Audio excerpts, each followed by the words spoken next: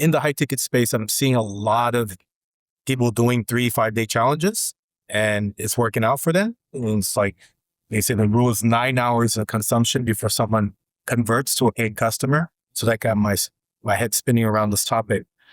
What I'm more interested in is if that the challenge stuff is working, instead of doing that 3-day challenge and then selling them something, I'm thinking about, since I'm talking about my personal brand, thinking about what if I created a movement?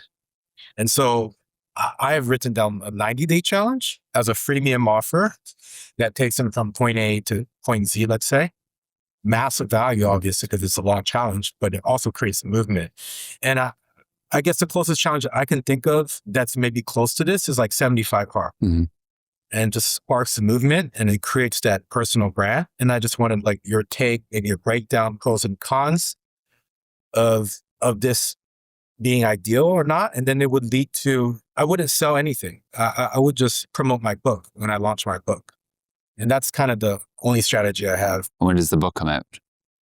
The book would come out in December. And until then, I was thinking of just doing these 90-day challenges. Maybe I'll be able to fit in just 2 for Q3 and Q4. Yeah. But they can start at any time. I take that back. The challenge is like anytime. Hard. You could just do it at any time. Yeah, I think it sounds like it's a marketing campaign to some extent, right? Like it's one of many marketing options you could take. And I think it's definitely a very, very involved one, for the amount of time you could do this 90-day challenge thing. I think you're going to have to deliver on, like you could do like 200 pieces of content or more. So just being careful that like, does this strategically really make sense, right? Because this could be quite the investment of your time and your effort. And would you just be better spent like focusing that amount of effort on like making the best book and marketing campaign around the book ever existed, And if this is part of it, cool, then do that maybe when it's closer to launch, right? As like a thing, like buy the book and get access to this. So it's like, it feels more exclusive versus like, you're just ripping these 90-day things. There's not really like some end goal, something. It's going to create a movement, but there's no like, the movement's not even totally created quite yet. Like it is, but it isn't, it's still in development. The book's still coming out. Like, I just would worry that it could just be a massive distraction if it's not timed right.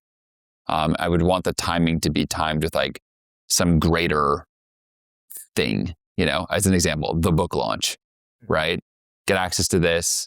If you buy the book now in the pre-sale, then you're in this thing. You're rallying people around it. The book's coming out. And it's like, it feels more weighty that way. And like, okay, yeah, this is a no-brainer. Based on how you're saying it right now, to me, I wouldn't do that. It doesn't sound like a no-brainer. Sahil Bloom did the similar kind of thing. So check it out. Sahil Bloom. Yeah. What challenge did he launch? This similar basically.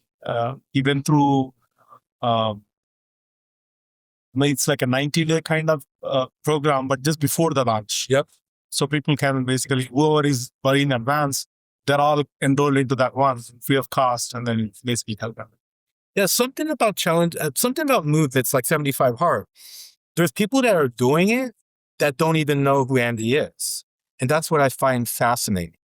It's like the movement, like you launch this thing and it kind of creates its own movement, so to speak. Yeah, but I just think with all these things, the devil's in the details, and you got to really research like, and I don't have that research by the way, but like, where did this thing come from? Yeah. Like, what's the genesis? Where did it come from? I know all about it. I've done it.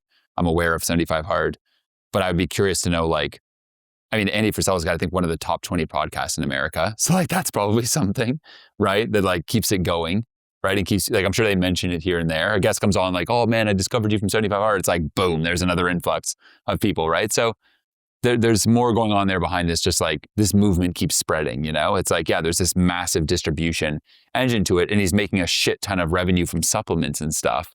So maybe he's determined that people buy supplements when they're on 75 Hard, and there is actually a bit of a profit motive to it. Oh, for sure. In a good way. So I would kind of really draw that out and like, what's that overarching plan versus just embarking on something at such a high investment? Well, I already did the challenge. Yeah. I already had my team. Yeah, but the hardest part is delivering the challenge, right? Because you're doing it like some in-person aspect, or no, it's just like, it would be, it's just an app. Yeah, you just get access to the Notion challenge and you go to town. Okay. There's no. Well, yeah, if it's just like a lead magnet thing, then launch it. Yeah. Yeah. Then yeah. Okay. That's sorry. I thought you were saying like some bigger like app, No. like 75 Hard, and it was like there was like live sessions like I just described. Oh, okay. If it's just like a lead magnet, then launch it. Yeah. So the ultimate lead magnet. I just want to bring one. Right. That's what I'm trying to focus. Yeah. Okay. So then it's one. Yeah. Then okay. Yes. Do that. It's done. Then just launch it.